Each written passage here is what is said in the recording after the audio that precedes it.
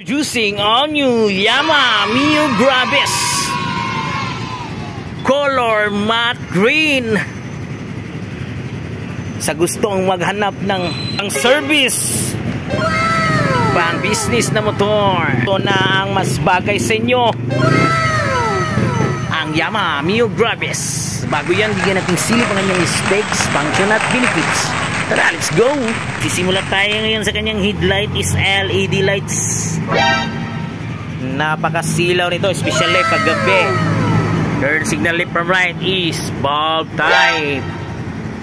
Front suspension is telescopic form. Ito siya. Size ng kanyang gulong sa harapan is 100 by 90 by 12. So, tubeless type.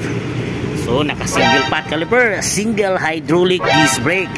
Pakaangas rin ng kanyang Mio Grabis decals, reflectorized stickers, Yamaha emblem logo at 3D Grabis emblem. Sa likuran naman niya, rear suspension is unit swing at rear tire size meron siyang 100 by 90 by 12. So rear brake is mechanical leading drum brake.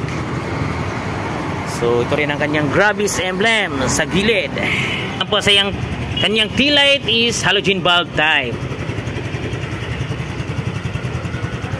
Punta tayo ngayon sa kanyang enhanced digital panel board. So dito ang menu.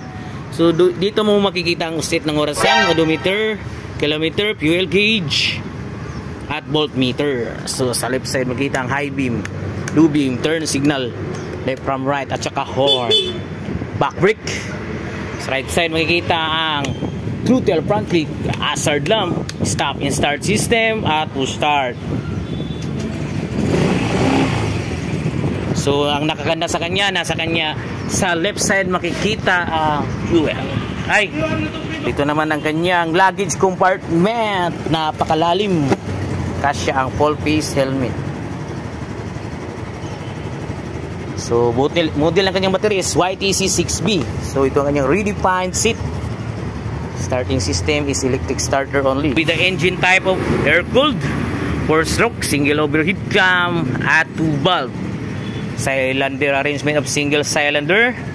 At sa kanyang displacement naman is 125cc.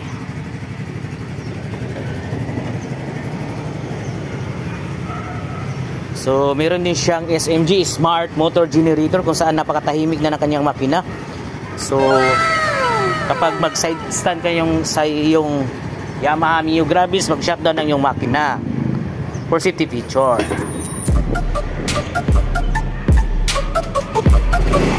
So fuel supply system is fuel injection.